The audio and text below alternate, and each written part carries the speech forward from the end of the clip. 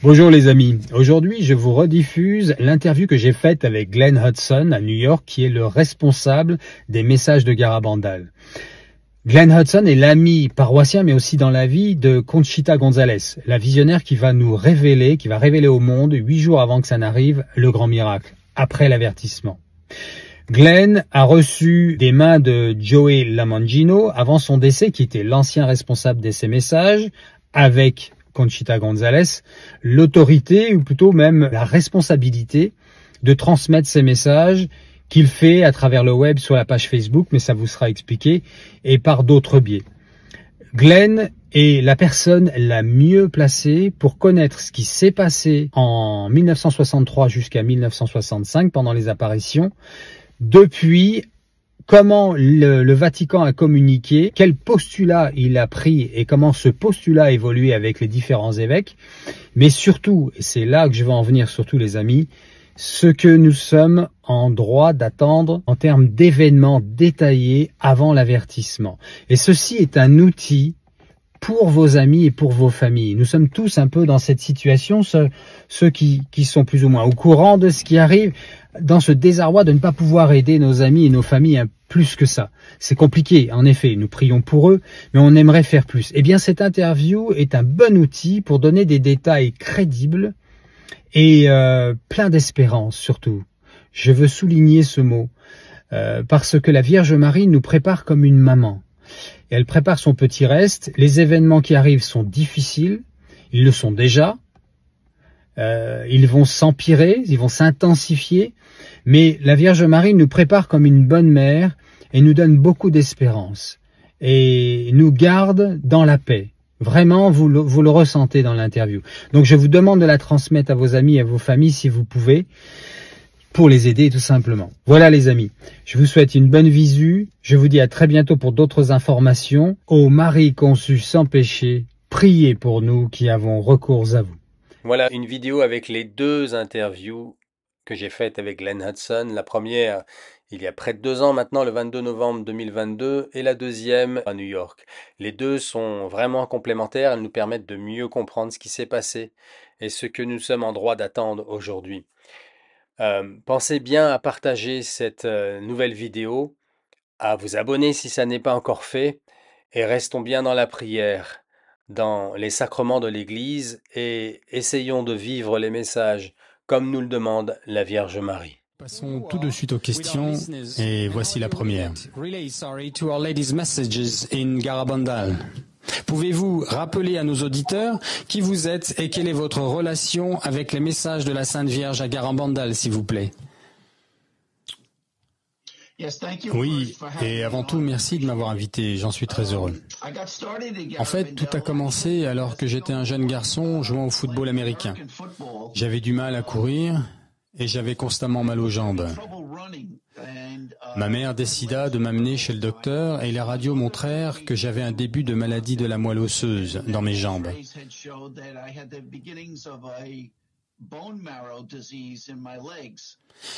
Juste après cela, une de mes tantes devait accueillir Joey Lamangino afin qu'il parle des apparitions de Garabandal chez elle.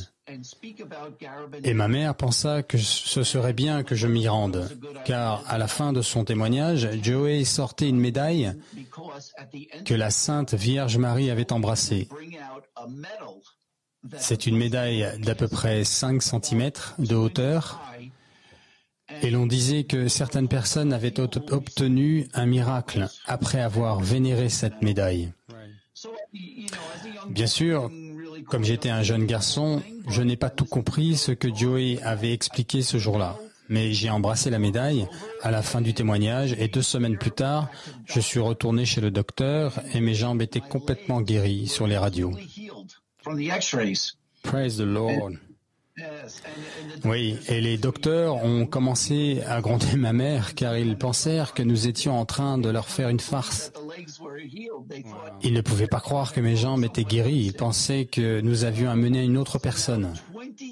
20 ans plus tard, j'avais environ 35 ans, et un bon ami à moi qui était aussi le voisin de ma tante, avec qui je m'étais lié d'amitié car nous visitions souvent ma tante, Il me proposa d'aller voir un homme qui témoignait au sujet d'une apparition de la Vierge Marie en Espagne.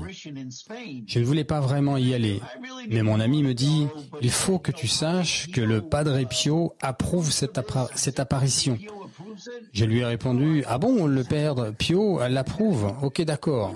Alors je veux bien m'y rendre et écouter cet homme. » Nous entrons donc dans la maison de Joey Lamangino et je vois Joey et à cause de l'accident qu'il a eu quand il était enfant, sa tête, son front a une grosse cicatrice et donc tu ne peux pas oublier un visage pareil. Donc je suis choqué et je dis à mon ami, mais je connais cet homme, je l'ai rencontré quand j'étais plus jeune homme. Peter me demande étonné, quand l'as-tu rencontré? Je lui réponds, quand j'avais 13 ans. Donc j'écoute son témoignage une nouvelle fois et à la fin, quand tout le monde était parti, je suis resté avec Peter et nous avons parlé avec Joey et je me suis présenté en lui disant « Vous ne vous souvenez probablement pas de moi, mais j'ai reçu une guérison avec la médaille. » Ensuite, je lui ai dit que je travaillais principalement la nuit et que j'aimerais venir la journée pour l'aider. Il fut content d'avoir une personne de plus dans son équipe et nous avons commencé à devenir proches en travaillant ensemble. Les 2 premières années ont été une belle grâce. Travailler avec le groupe, écouter Joey et apprendre de lui, rencontrer Conchita et parler avec elle, une amitié s'est formée. Et 2 ans plus tard, Joey s'était rendu compte que je n'étais pas vraiment une personne timide. Il me dit alors... Je voudrais que tu te familiarises avec les apparitions à Garabandal et j'aimerais que tu commences à les faire connaître.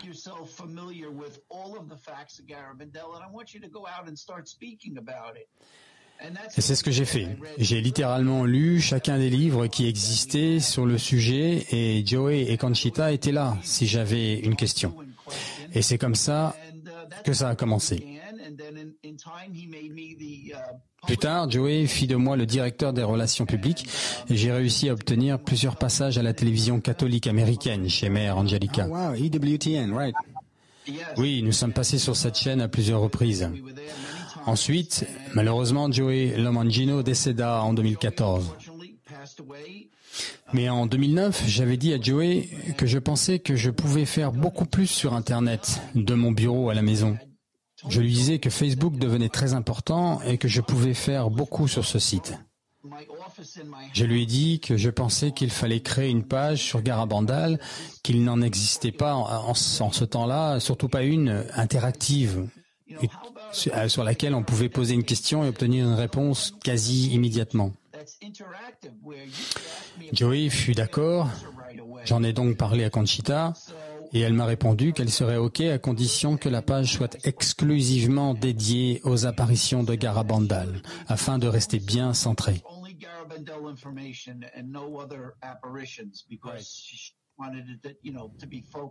J'ai donc créé la page et elle a pris un peu de temps pour grandir. Mais aujourd'hui, elle possède 85 000 abonnés rien que sur la page anglophone. Et à la fin de l'année dernière, j'ai pris la décision de l'étendre et de la traduire en 14 langues. Seen that, right? Donc, à ce sujet d'ailleurs, j'ai désormais une page en français et nous pourrions la transmettre à vos auditeurs. Yeah, absolutely. Yeah. Et donc, désormais, nous avons un total qui atteint un peu plus de 215 000 abonnés en constante augmentation. Wonderful. Thank you, Jesus. Excellent. Wow, thank you for that. Okay. Merci, Glenn. Alors, j'ai préparé quelques autres questions supplémentaires, évidemment. La deuxième question, la voici. Position officielle actuelle de l'Église catholique concernant ces apparitions. What is the official position of the Holy Church as of today regarding these apparitions? Ok. Afin de comprendre comment l'Église en est arrivée à son postulat actuel, il est impératif de connaître ce qu'il s'est passé au tout début des apparitions en 1961. L'évêque de l'époque l'a été de 1961 à 1962. Malheureusement, dans les faits, Monseigneur Fernandez s'est souvenu qu'il y avait eu une autre apparition en Espagne dans une ville appelée Esquioga. dans les années 30, près de 30 ans plus tôt, de 1931 à 1932.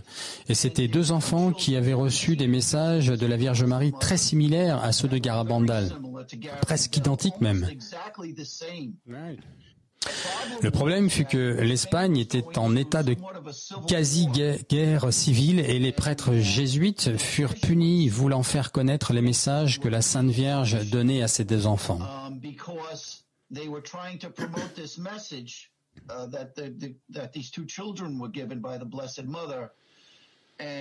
En ce temps-là, les socialistes et communistes étaient au pouvoir et ils demandèrent aux jésuites d'arrêter de parler de ces messages, allant jusqu'à tuer certains d'entre eux.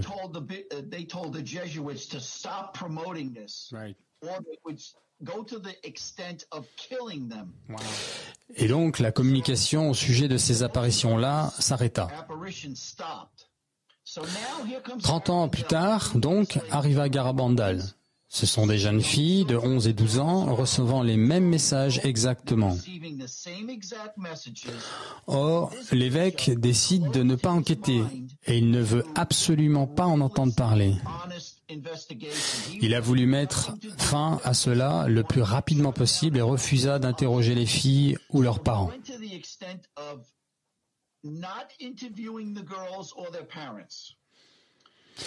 Ce qu'il décida de faire fut d'envoyer un prêtre en commission, avec des docteurs, avec ordre de mettre un terme à cette situation et de prouver que ces apparitions étaient fausses. Ce qui est intéressant, c'est que ce prêtre qui avait été affecté à cette tâche finit par abandonner à cause de tous ces miracles dont il était témoin chaque jour. Et plus les docteurs essayaient de désapprouver les apparitions, et plus cela devenait irréfutable. Les filles furent soumises à des tests physiques. Et au début,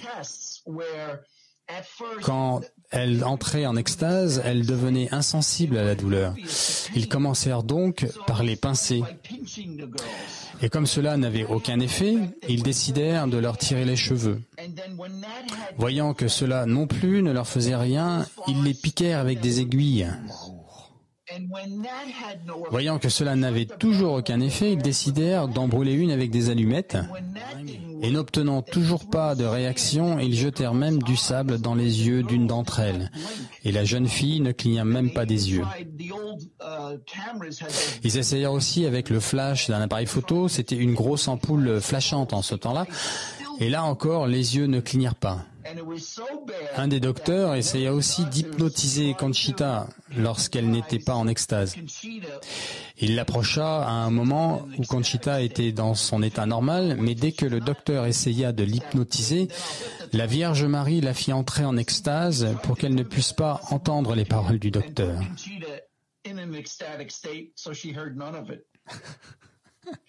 Excellent. Donc, ce semblant d'enquête par l'évêque n'obtenut aucune preuve de supercherie concernant les apparitions. Voilà pourquoi, en fait, il n'envoya jamais aucun rapport au Vatican. Donc, l'Église, d'un côté, entend beaucoup de choses positives au sujet de Garabandal, et de l'autre, attend le rapport de l'évêque qui n'arrivera donc jamais, car l'évêque n'arrive pas à obtenir ce qu'il veut, lui. Il faut savoir que l'Église possède 3 niveaux d'état d'enquête pour toute apparition en général. Le premier niveau est que l'apparition est reconnue. Le deuxième niveau est qu'elle n'est pas reconnue par l'Église. Et le troisième s'appelle non-constat des supernaturalités. Pas simple à prononcer. Et ce que cela veut dire et qu'ils ne sont pas certains que ce soit supernaturel. Et cela fut donc la position temporaire de l'Église en ce temps-là pour Garabandal. Ok, maintenant avançons un peu dans le temps. En 1966, le Vatican appelle Conchita à Rome avec sa maman. Elle sera interrogée pendant 2h30 avec le cardinal Ottaviani. Et il sera convaincu après ces 2h30 que Conchita dit la vérité. Et le jour suivant, Conchita rencontre le pape Paul VI.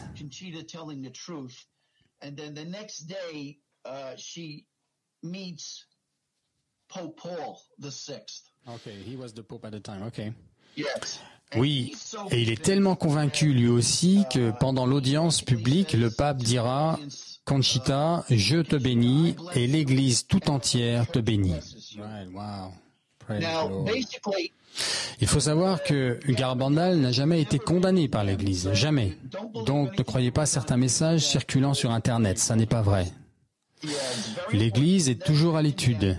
Et c'est très intéressant car tu te souviens quand je te disais que le prêtre qui avait été envoyé sur place par Monseigneur Fernandez pour dénigrer les apparitions, eh bien, on peut y voir que Dieu a le sens de l'humour car le même prêtre deviendra au début des années 80 l'évêque des lieux à Santander, dont dépend Garabandal, Monseigneur Del Val Gallo. Et en 1987, il commence une nouvelle commission et cette commission fera un rapport honnête et sera envoyée au Vatican. Right. What year was that, he said? Quelle année? En 1987. Donc aujourd'hui, le Vatican est dans une situation d'attente. Ils ont ce rapport de non-constat d'une part, et ils ont aussi ce nouveau compte-rendu. Ils sont donc dans une situation où ils décident d'être prudents.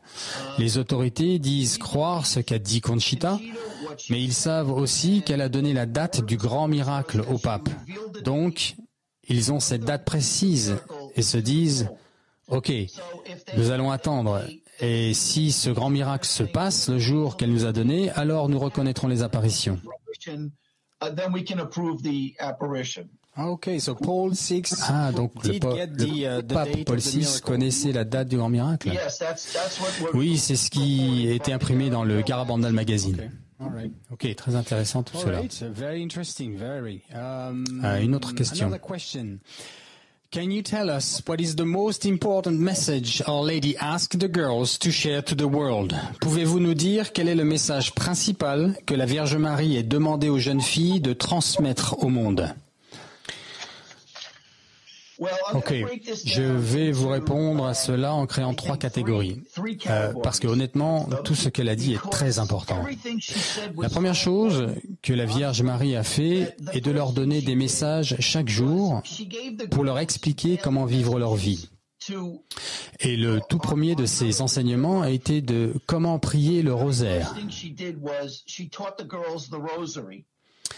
Et c'est en fait le premier miracle dont les habitants de Garabandal ont été témoins, parce que on parle ici de jeunes filles de 11 et 12 ans récitant un rosaire en entier, 153 Je vous salue Marie organisés en 15 mystères. Or, les parents savent très bien qu'elles ont pu entendre la récitation du rosaire ici et là, mais elles ne peuvent absolument pas prier d'elles-mêmes le rosaire en entier, ça ne pouvait être qu'un miracle.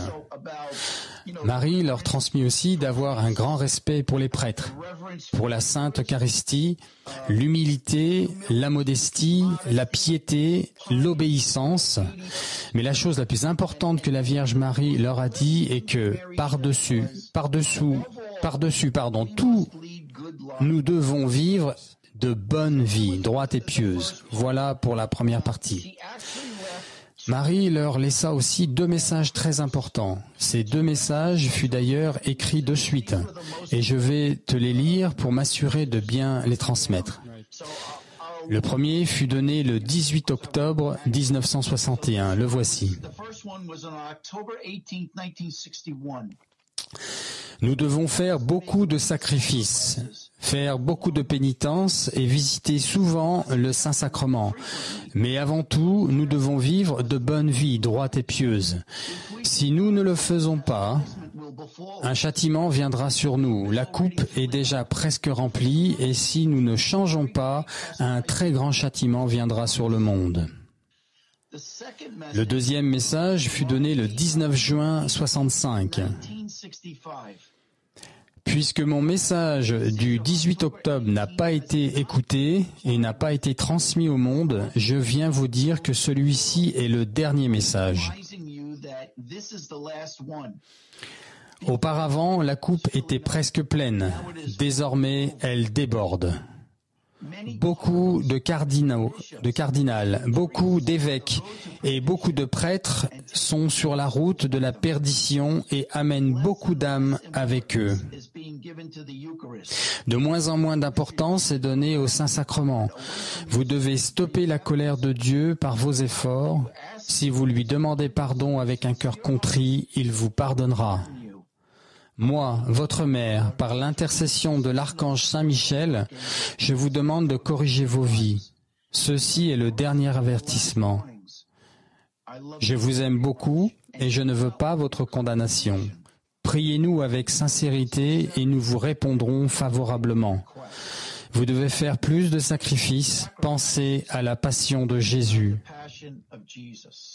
Amen. Ok, maintenant la dernière partie. La Vierge Marie nous a donné 3 prophéties sur les événements à venir.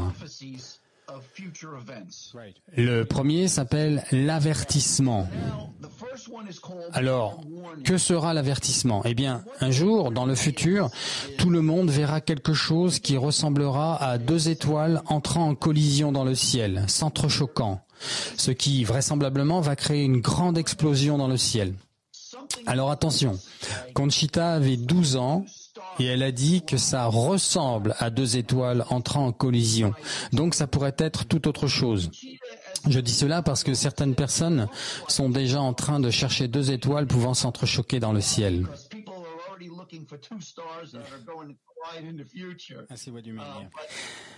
Il ne faut pas oublier qu'elle n'avait que 12 ans lors de cette révélation, donc il est possible que ce soit quelque chose d'autre. Cependant, lorsque cela arrivera, le temps va s'arrêter. Dieu va arrêter le temps.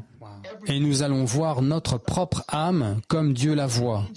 Il va nous montrer nos péchés et la gravité de nos péchés comme lui les voit.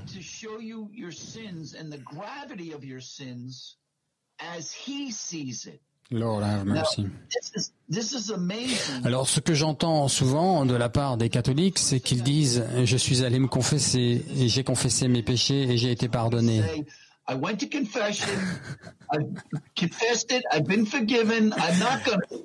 I was actually thinking that. J'étais justement en train de penser à ça, figure-toi. Classique.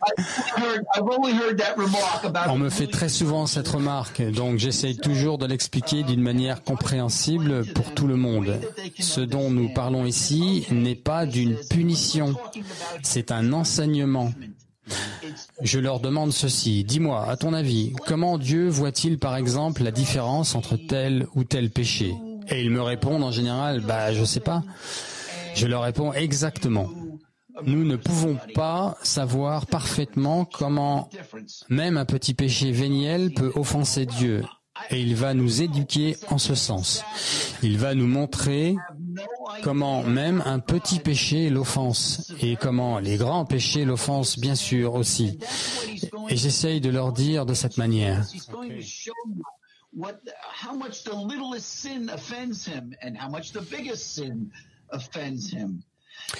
C'est l'expérience la plus merveilleuse que tu pourras vivre. Tu sais pourquoi? Parce que tu vas recevoir un morceau de la connaissance parfaite, la connaissance qu'a Dieu. N'est-ce pas merveilleux? Tu vas pouvoir voir ce que Dieu voit. Donc, il faut l'accueillir comme un miracle et cela va nous aider à corriger nos vies. Donc ce jour-là s'appelle l'avertissement. Certaines personnes l'appellent l'illumination des consciences. De plus, pour appuyer l'avertissement, Dieu va faire un grand miracle. Et je crois que ce grand miracle aura lieu la même année et probablement quelques semaines ou quelques mois après l'avertissement. Within weeks or months of the warning. You, Glenn, believe that. Toi, Glenn, tu penses ça? Oui, à travers mes nombreuses recherches, je crois cela. Et si vos auditeurs désirent en savoir plus à ce sujet, qu'ils n'hésitent pas à venir sur nos pages Facebook, me le demander et je leur fournirai des informations écrites et détaillées. Merci, Glenn. Okay, thanks, Glenn. Ok, la raison pour laquelle Dieu va faire ce grand miracle, c'est parce qu'il y aura encore des sceptiques après l'avertissement. Il y aura des personnes qui se demanderont ce qui vient de leur arriver, donc ce que Dieu va faire à travers ce dernier acte de miséricorde envers nous, ces créatures, est de faire un grand miracle physique. Et il a déjà choisi un jour pour le faire et l'a révélé à Conchita. Elle connaît la date du grand miracle et elle va nous le révéler au monde 8 jours avant qu'il ne se produise en Espagne. À Garabandal? Oui, à Garabandal. Et là encore, nous avons beaucoup de détails concernant le jour quand cela se produira, donc si tes auditeurs veulent plus d'infos, je leur donnerai par écrit. Mais nous avons de très bonnes raisons de croire que cela arrivera en avril, entre le 8 et le 16, et à 20h30 local en Espagne. Cela se passera le jour d'une fête d'un jeune martyr de l'Eucharistie, mais pas le jour de la fête du Seigneur. Or, la Vierge Marie a dit que tous les malades présents ce jour-là, le jour du grand miracle à Garabandal, seront guéris et les incrédules deviendront croyants. Et ce sera le plus grand miracle que Jésus n'ait jamais fait dans le monde. Wow. Concernant le miracle lui-même, j'ai pas mal travaillé dessus. Ce sera vraisemblablement un événement en 2 temps. Il va y avoir un miracle physique qui va durer à peu près 15 minutes, à l'endroit où la Vierge Marie apparaissait aux filles et qui s'appelle le lieu des arbres à pain. Il y a 9 arbres à pain à cet endroit précis. À la fin de ce miracle, après cette quinzaine de minutes, donc, Dieu va faire apparaître et laisser un signe qui restera là jusqu'à la fin du monde et que personne ne pourra ni toucher, ni enlever, ni détruire, jamais. Donc, il va y avoir un miracle en 2 temps et dont la deuxième partie durera jusqu'à la fin des temps. Donc, pour récapituler, il va y avoir l'avertissement et ensuite arrivera le grand miracle qui viendra témoigner que l'avertissement venait bien de Dieu. Ok, maintenant la partie effrayante, c'est la 3e prophétie, si le monde ne se corrige pas. Après ça, après tout cela, on ne sait pas combien de temps après, car la Vierge Marie ne l'a pas spécifié. Est-ce quelques semaines, quelques mois ou années? On ne le sait pas. Tout ce que l'on sait est que si, après cela, il n'y a pas une sérieuse correction globale du monde, alors Dieu fera venir ce que la Vierge Marie appelle un grand châtiment conditionnel. Et le mot clé ici, comme je le dis toujours, est que Marie a dit que ce sera conditionnel. Elle n'a pas dit que c'était irréversible. Donc nous avons une possibilité de nous sauver en tant qu'humanité par nos actions. Prenons par exemple le pire scénario et que le monde ne se corrige pas, ou alors qu'il se corrige mais seulement par une courte période. Cela me fait un peu peur, mais je compare toujours ça à nos bonnes résolutions de la nouvelle année, tu sais. On ne les garde jamais bien longtemps, tu vois ce que je veux dire. Ok, maintenant, concernant le grand châtiment, nous avons peu d'informations. Nous avons une description de Conchita et une de Marie Loli. Il faut savoir que les filles l'ont vu. Ce grand châtiment leur a été montré. Conchita, pour sa part, a dit ceci. Ce sera pire que d'être entouré de feu au-dessus et en dessous de nous. Quant à Marie Loli, voici ce qu'elle a dit. Les rivières seront remplies de sang et du feu descendra du ciel. Jesus, mon Dieu. Donc, ce qui nous attend, si on ne se corrige pas, a l'air plutôt terrible. C'est la raison pour laquelle je passe tout ce temps à promouvoir les messages de Garabandal, parce que le fait est que c'en est fini pour nous si on ne se corrige pas. Wow, you're doing a great job. Et tu fais cela très sérieusement. Je te vois faire depuis une dizaine d'années, Glenn, maintenant, et tu travailles tous les jours dessus, chaque jour. Je peux en témoigner. Merci, Glenn. Permets-moi maintenant de te poser ici la question suivante afin de te libérer au plus vite. Can you describe some of the supernatural phenomenon that happened to the girls during those apparitions? Pouvez-vous nous décrire quelques-uns de ces phénomènes extraordinaires dont les filles ont fait l'expérience pendant ces apparitions? Ok, pour répondre, je vais tenter d'expliquer pourquoi Garabandal a été choisi, en quelques mots. Les gens disent souvent, pourquoi Dieu choisit-il un endroit si reculé, ainsi que ses enfants, pour donner au monde des messages si importants? Donc voici quelques faits au sujet de Garabandal. Premièrement, chaque individu dans ce village, plus ou moins 300 personnes en ce temps-là, sont tous des catholiques pratiquants. La deuxième chose est que cet endroit a été comme préservé du monde moderne. Par exemple, il n'y avait pas d'électricité, pas de télévision, pas de salle de cinéma. Il n'avait pas d'influence extérieure sur ce village. Almost uncorrupt, comme non corrompu. Oui, ça n'est pas corrompu. Et la chose que j'ai trouvée très intéressante, après avoir parlé avec plusieurs personnes qui y sont allées ou qui ont vécu là-bas, c'est que Garabandal est le seul lieu d'apparition que je connaisse, et même le seul endroit au monde que je connaisse, où depuis plus de 500 ans, chaque nuit, on y prie le rosaire. En ce qui est merveilleux, c'est que Marie a dit à Conchita, Dieu aime cet endroit, il est sacré. C'est juste bouleversant d'ailleurs. Merci Seigneur. Donc voilà les choses surnaturelles les plus importantes. Je pourrais t'en parler pendant des heures tellement il y en a, mais celles-ci sont les plus importantes. Donc la première partie, je te l'ai déjà dit, était ces jeunes filles priant le rosaire en entier. Nous avons aussi parlé des examens médicaux que les docteurs leur ont imposés. Pauvres filles. Oui, et j'ai fini par prouver l'état surnaturel des phénomènes. Et qui a fini, par prouver l'état surnaturel des phénomènes. Aussi, les lieux sont recouverts de grosses pierres et cailloux parfois coupants. Le chemin des vaches, là-bas, est très scabreux à cause de toutes ces pierres. Les jeunes filles tombaient littéralement à genoux sur ces pierres quand elles entraient en extase et ne se blessaient jamais d'aucune manière. Cela étonnait beaucoup les gens. Les marches ordonnées que les filles faisaient quand la Vierge Marie leur apparaissait avec leur tête levée regardant en l'air, toujours vers la Sainte Vierge, et malgré le terrain scabreux donc, elles étaient capables de traverser ces chemins de manière fluide et sans hésiter. Parfois, elles marchaient en avançant et parfois en reculant.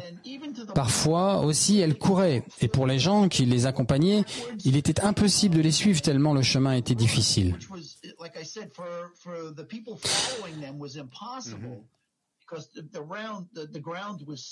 Les filles avaient aussi la capacité de se soulever l'une et l'autre en état d'extase. Et pourtant, 2 hommes adultes ensemble n'étaient pas capables de soulever une seule de ces filles.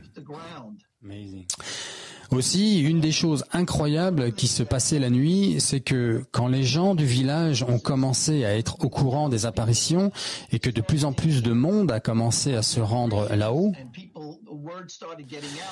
ils voulaient que la Sainte Vierge embrasse leurs objets de dévotion.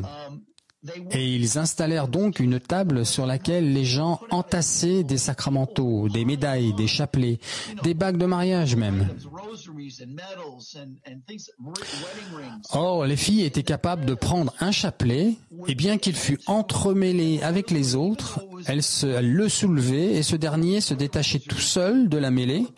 La Vierge Marie l'embrassait et les filles, tout en continuant à regarder la Sainte Vierge, en l'air donc, traversant la foule, étaient capables de retrouver son propriétaire. Oh, wow. Look at that. Incroyable. Et non seulement elle le faisait avec des chapelets, mais elle le faisait aussi avec des bagues de mariage, les rendant ensuite aux bonnes personnes. Un miracle. Oui, il existe aussi une photo, un Polaroid que Conchita a prise de la Vierge Marie au milieu des nuages. Elle est assez claire et chacun peut y voir une silhouette toute blanche. Il a existé par ailleurs le seul enregistrement de tous les lieux d'apparition mariale que je connaisse, du fait que les gens voulaient entendre la voix de Marie. Et ils donnèrent donc un enregistreur aux filles, un de ces vieux enregistreurs cassettes. Wow. Donc, ils demandèrent à Marie, « S'il vous plaît, nous voudrions que tout le monde soit convaincu, pourriez-vous parler ?» Et ils ont enregistré la Vierge Marie répondre, Non, je ne le ferai pas, je ne parlerai pas, pardon. Oh mon Dieu, vraiment? On entend cela sur la cassette? Eux l'ont entendu. Ah, eux. Oui, les gens de ce groupe l'ont entendu, oui. Puis ils descendirent le magnéto en bas de la colline de l'apparition pour le faire écouter à tout le monde. Et cette fois-ci fut la toute dernière fois que la cassette put lire l'enregistrement de la voix de Marie. Donc, ils ont tous témoigné du fait qu'ils ont entendu la voix d'une femme disant « Non, je ne parlerai pas ». Mais c'est le seul endroit d'apparition que je connaisse où il s'est passé cela. Marie était aussi capable de reconnaître les prêtres habillés en civil, alors qu'ils essayaient de la piéger, ce qui n'était pas très malin. Mais très probablement la chose la plus irréfutable, le plus grand miracle fut le fait que, puisque Conchita demandait toujours de grandes choses, des signes qui permettraient d'obtenir que les gens ne doutent plus de sa présence ici, alors la Vierge Marie annonça 15 jours à l'avance que Conchita allait recevoir en extase la Sainte Eucharistie sur sa langue, une hostie visible par tous sur sa langue. Le 18 juillet 1962, ceci a été d'ailleurs surnommé le petit miracle, Conchita entre en extase donc, tombe à genoux et il faut savoir qu'elle est entourée par une foule de gens, car l'information sur cet événement avait circulé et on est d'ailleurs 1 an après le début des apparitions. Il y a de fait sur place des centaines de gens autour d'elle et à ce moment précis, les gens qui l'entourent ne sont pas nécessairement tous des proches ni la famille de Conchita seule. Plusieurs différentes personnes ont donc filmé et photographié la scène. Et soudain, cette hostie illuminée apparaît devant tout le monde. Another thing, Glenn. Autre chose, Glenn. Sur ta page Facebook, tu parles d'événements précurseurs qui auront lieu avant l'avertissement. Tu peux nous en parler un petit peu, s'il te plaît?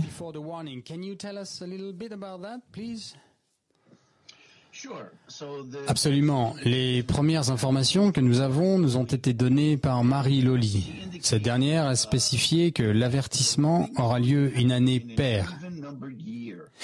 Et elle ne connaissait que l'année de l'avertissement, pas le jour exact.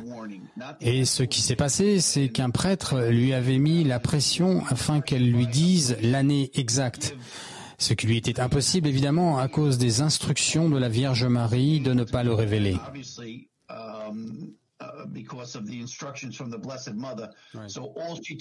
Donc tout ce qu'elle a répondu au prêtre fut cela, que ce sera une année paire. Mais aussi, la Vierge Marie a révélé 3 événements à Conchita qui se passeront avant l'avertissement. Donc voici ces 3 événements spécifiques auxquels nous pouvons nous attendre. Le premier est un synode. Or, dans les années 60, les synodes n'existaient pas encore, ce qui interrogea tout le monde quant au terme utilisé. Marie lui dit que ce sera un synode important. Et le synode qui a lieu en ce moment même est probablement le synode le plus significatif et le plus important jamais existé, car nous n'avons jamais eu un synode qui, d'une part, dure 3 ans, et d'autre part, et d'après ce que j'ai pu en entendre et en lire, celui-ci semble apporter des changements libéraux importants à l'Église.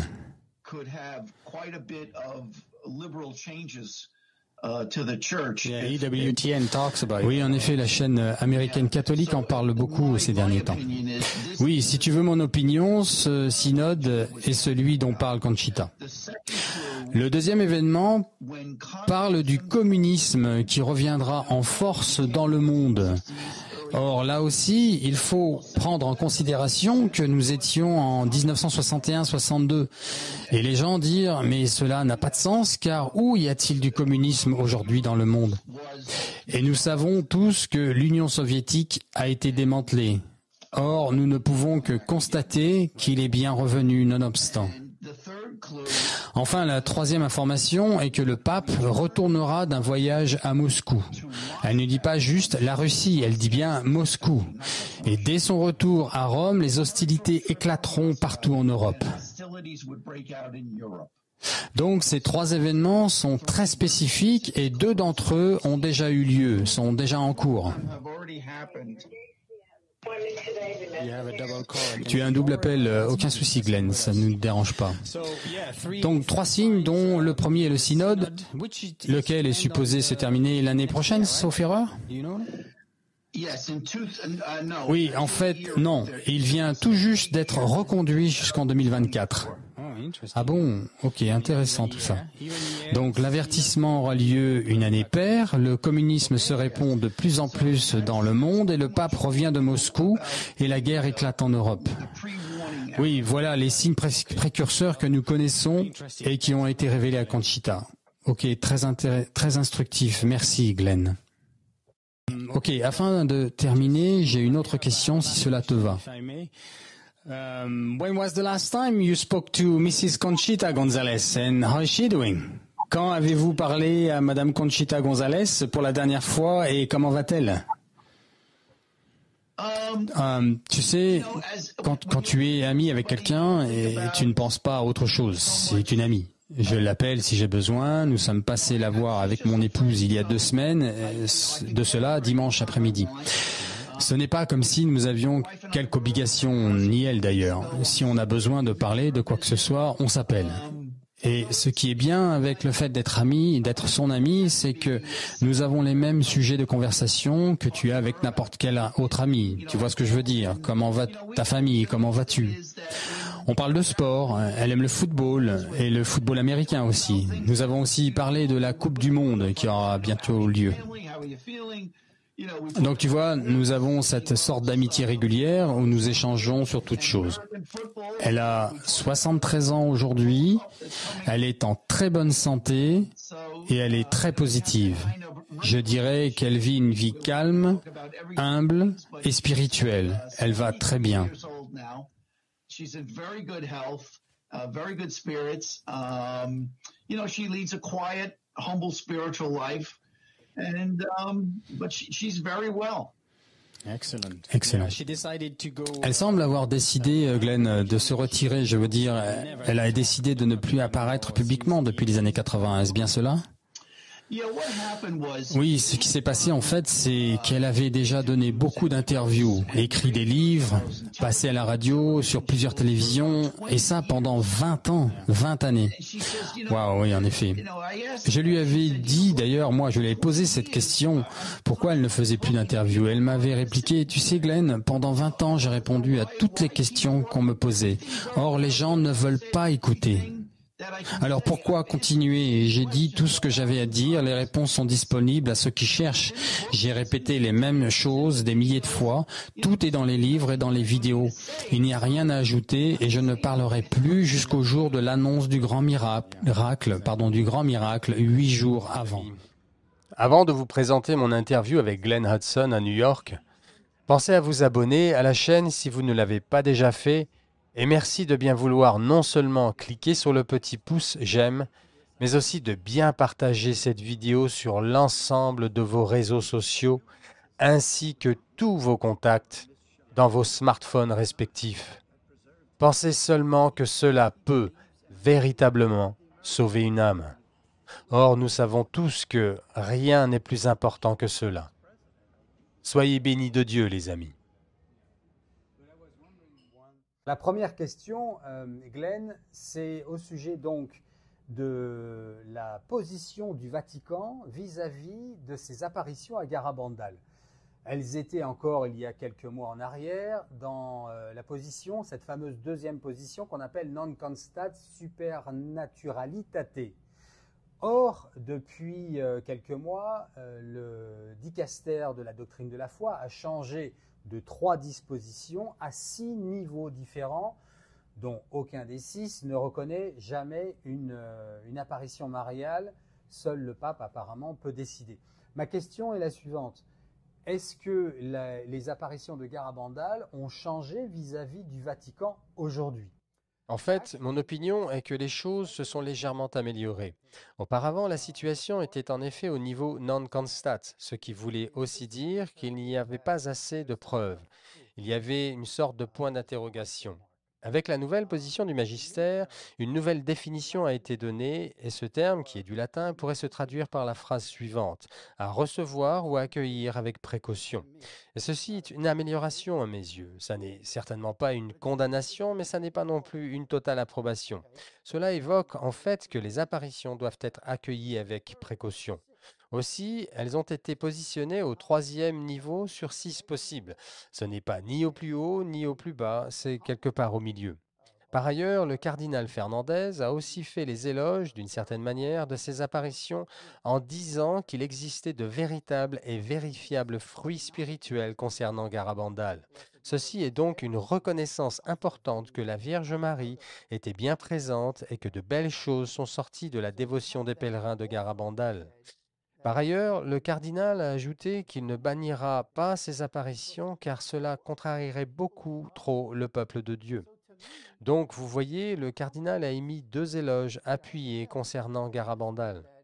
Certes, je comprends qu'il ne désire pas aller plus loin à ce stade, mais il a aussi ajouté que les pèlerinages étaient autorisés, que les catholiques pouvaient se rendre sur les lieux pour y prier, participer à la Sainte Messe. Donc, vous voyez, il n'a émis aucune restriction concernant Garabandal. Aussi, chacun doit se souvenir que le Vatican connaît la date du grand miracle. En effet, en 1966, Conchita fut convoquée au Vatican et interrogée par le cardinal Ottaviani pendant 2h30, lequel fut très heureux de cette rencontre et organisa dans la foulée un entretien privé avec le pape Paul VI. Et c'est pendant cet entretien privé avec le Saint-Père que Conchita lui révéla la date exacte du grand miracle. Donc, de fait, le Vatican connaît le jour du grand miracle. Or, ceci est une des raisons pour laquelle les gens se demandent, mais pourquoi le Vatican ne reconnaît-il pas Garabandal? En fait, ils ont décidé d'être prudents en disant, nous connaissons la date, nous allons donc attendre. Si ce dernier se passe comme Conchita l'a prédit, alors nous approuverons les apparitions. Ce faisant, ils ne prennent aucun risque. Mais pour moi, cette nouvelle catégorie de reconnaissance dans laquelle se trouvent les apparitions est en fait meilleure, car comme je le disais, des éloges ont été faits les concernant. L'Église demande de rester prudent. Je suis donc heureux de cette nouvelle position de l'Église face aux apparitions de Garabandal. Ok, alors deuxième question, Glenn. Ce synode, là, que nous avons, là, qui termine dans quelques jours, dans une semaine, on est en droit de penser que c'est le synode dont nous parlons, nous tous, les chaînes catholiques, depuis tant d'années, que nous attendons, qui doit être un synode clivant avant les événements. Il y a d'autres événements, nous allons en parler, mais il y a un synode très particulier. Est-ce que c'est le synode qu'on attendait, à votre avis ?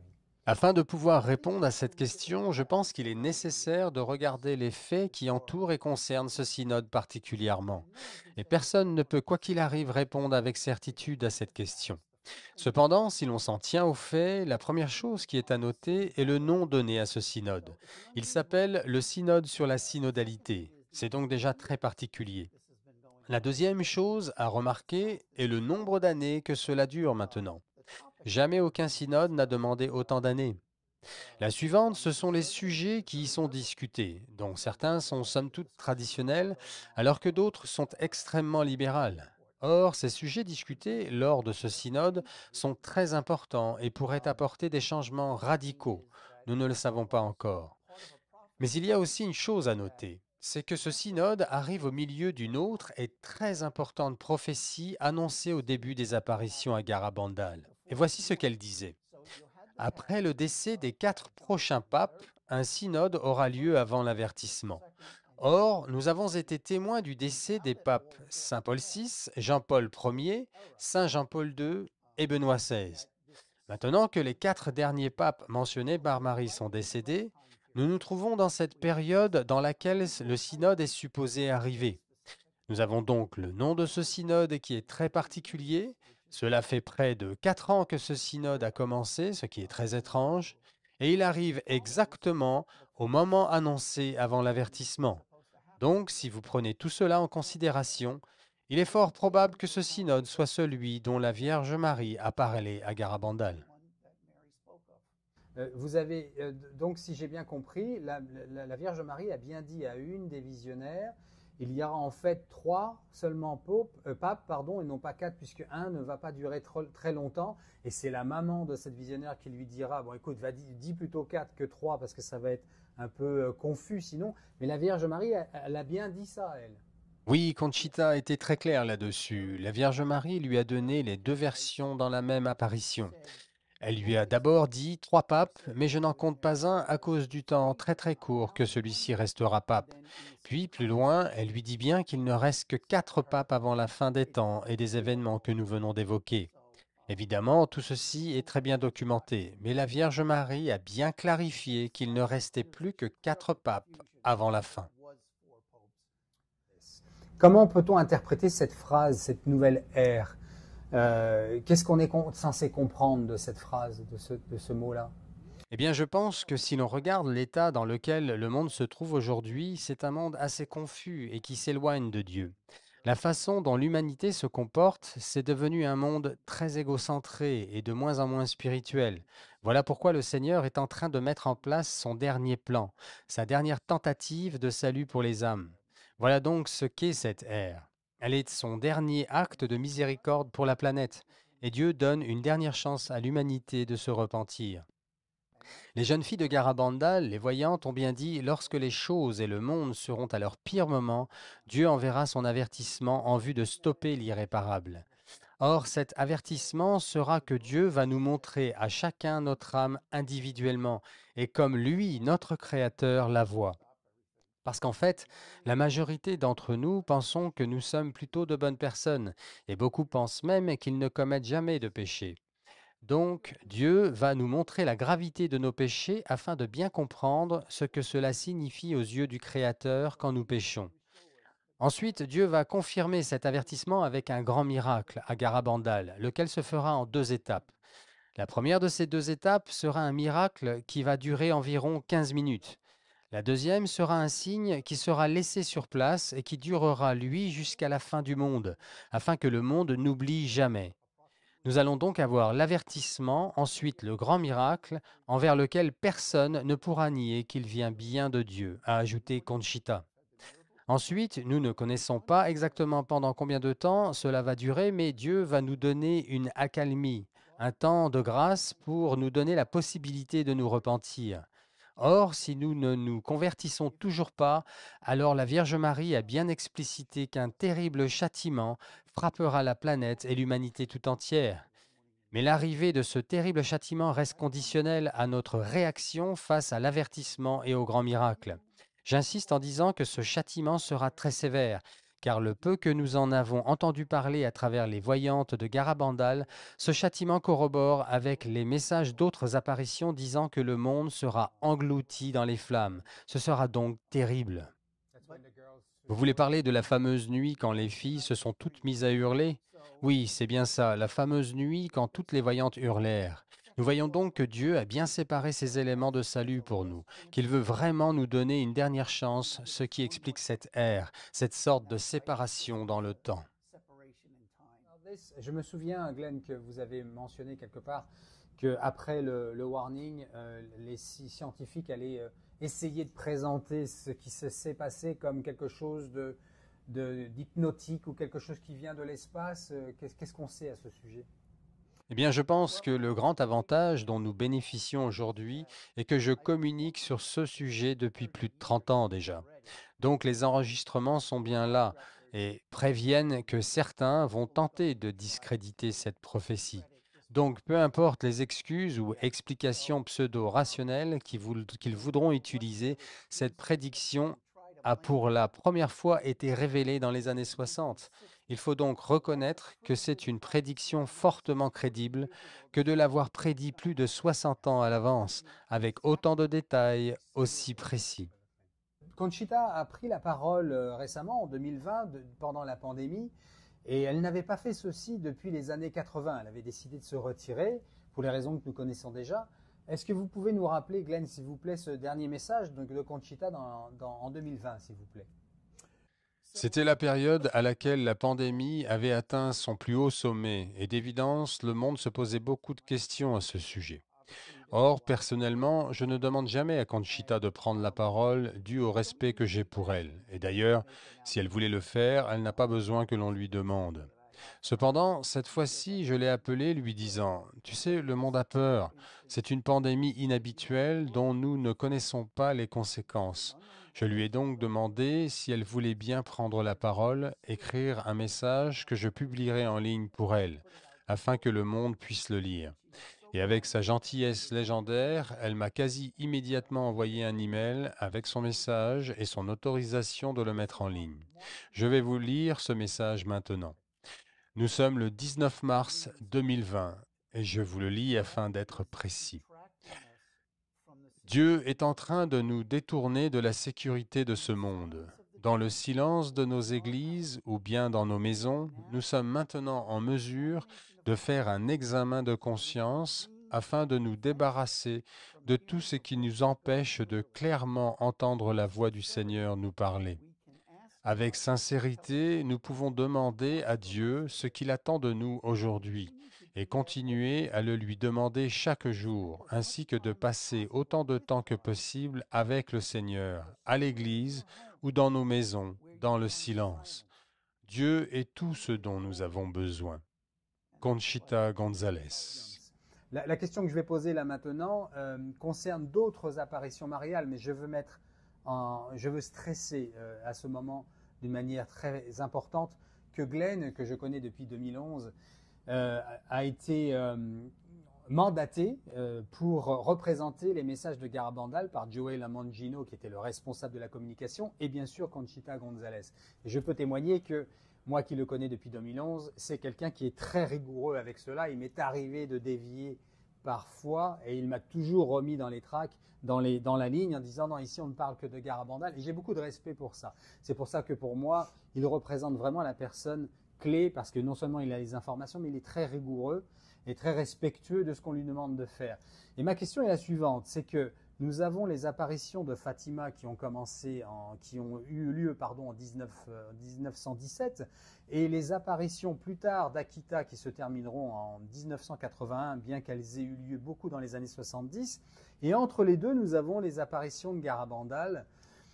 En effet, Glenn a un peu répondu à cette question avec la première sur le Non Constat Supernaturalitate, mais je voudrais vous poser, Glenn, pourquoi Fatima a été reconnue par notamment le cardinal Ratzinger quand il était responsable de la doctrine de la foi pour Saint Jean-Paul II, et que Akita aussi ont été reconnus comme reconnus dans le troisième secret de Fatima, alors que Garabandal est resté un peu au milieu. Comment on peut expliquer ça ? Concernant les apparitions à Fatima, il faut rappeler que la Vierge Marie avait demandé à ce que le troisième secret soit révélé au monde en 1960. Or, ceci n'a jamais été respecté, ça n'a jamais été fait. Et regardons comme cela est intéressant car c'est la raison pour laquelle je considère les apparitions à Garabandal comme une continuité de Fatima. En effet, puisque le troisième secret n'a pas été donné au monde en 1960, Marie décide d'apparaître exactement l'année suivante à Garabandal.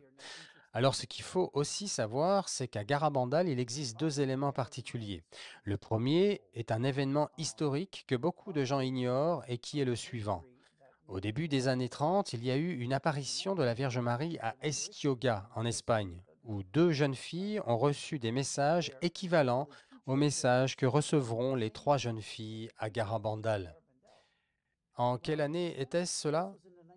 Ceci s'est passé dans les années 30, je crois me souvenir que c'est l'année 1931 à Esquioga.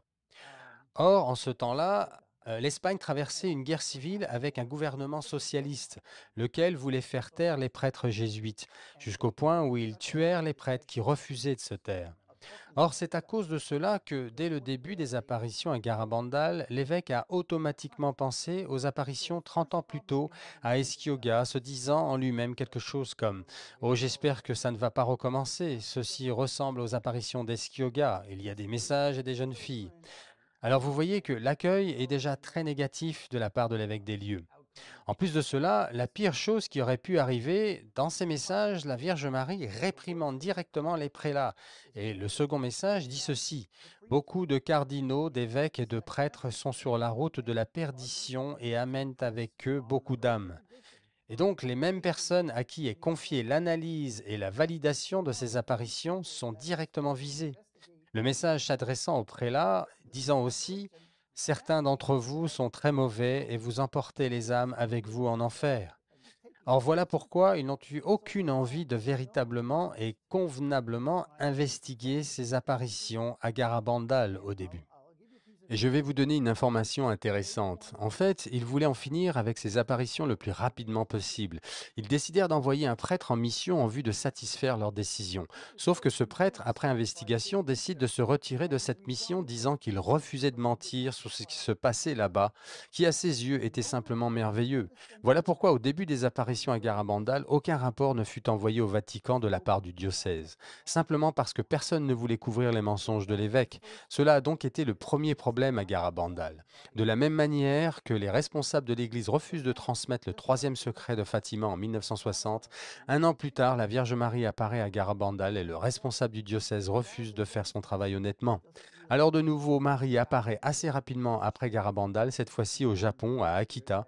Or là, enfin, une attention plus sérieuse sera donnée, laquelle se terminera par une approbation totale par les responsables de l'Église. Ok, merci pour cette clarification, Glenn.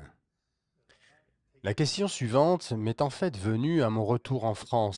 En effet, en entendant aux infos que la Corée du Nord envoyait 11 000 de ses soldats pour aider la Russie en Ukraine, une question a commencé à me brûler les lèvres.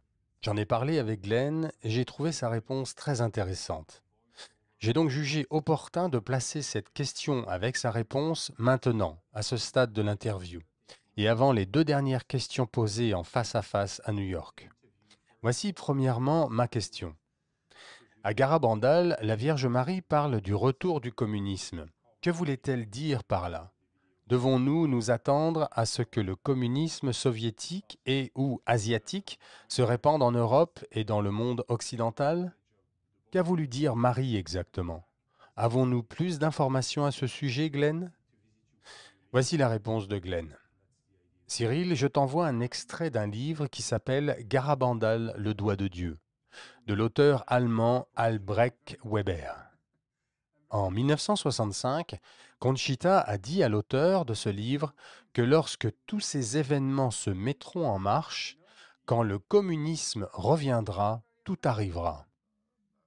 L'auteur lui répondit « Que voulez-vous dire par « reviendra » » ?»« Oui, quand il reviendra de nouveau, répondit-elle. « Cela veut-il dire que le communisme disparaîtra avant cela » lui demanda-t-il. « Je ne sais pas, répondit-elle. La Sainte Vierge a simplement dit quand le communisme reviendra.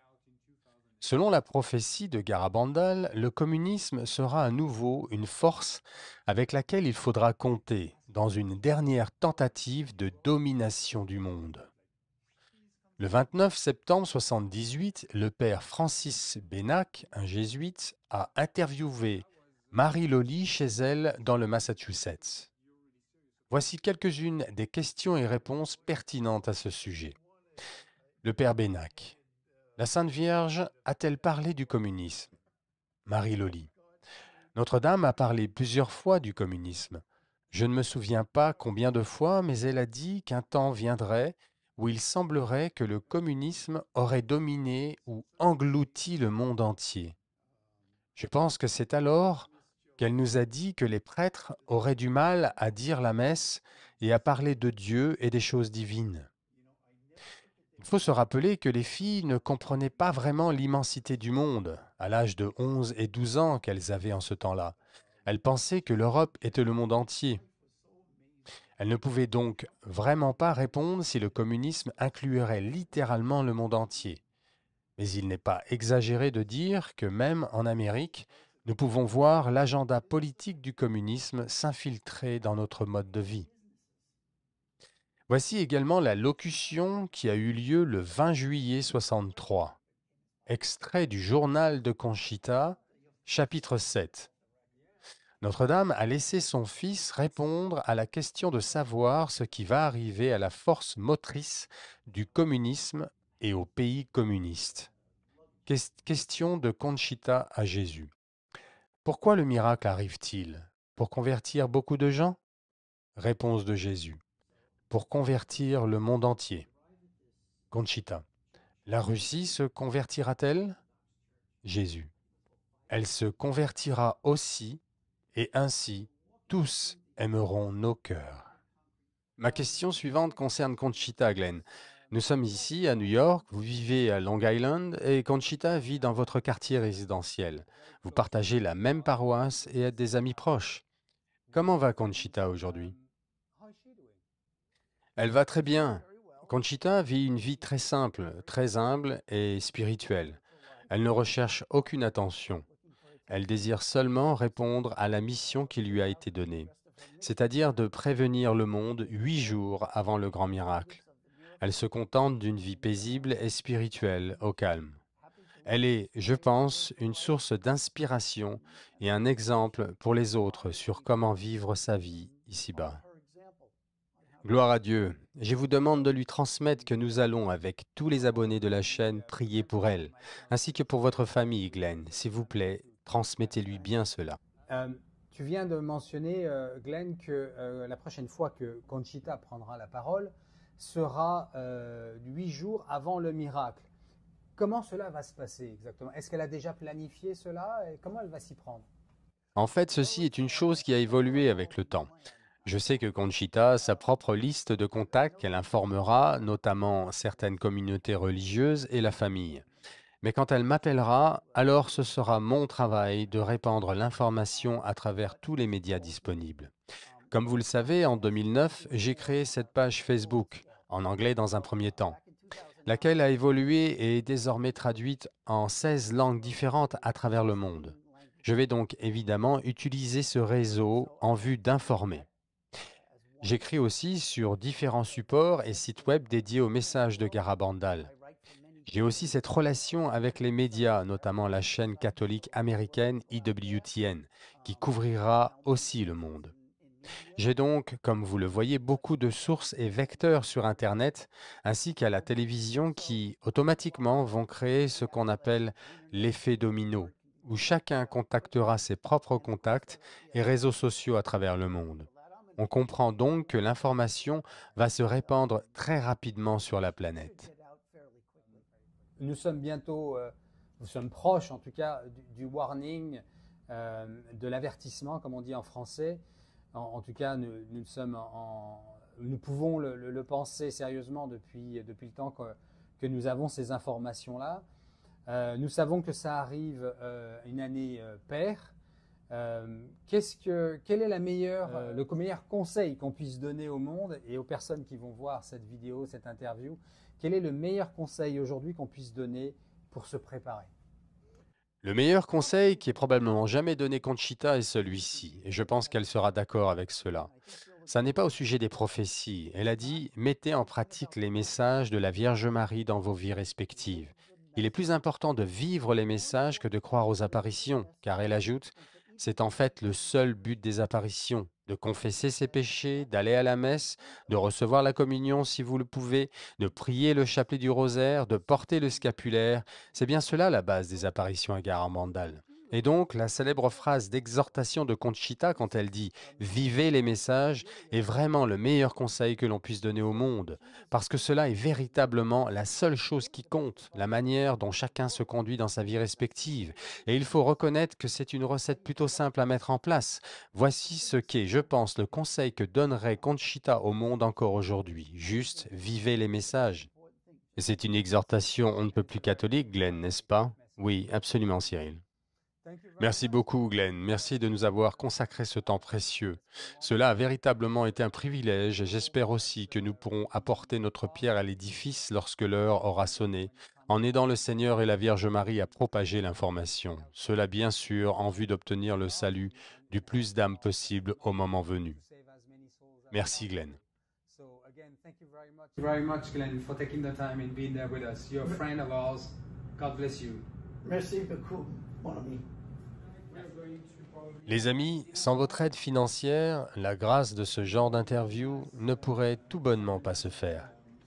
Cependant, j'ai dû couvrir plus de la moitié de celle-ci avec mes petits moyens personnels. Merci d'avance donc, dans la mesure de leurs possibilités, à ceux qui pourront m'aider à continuer cet apostolat.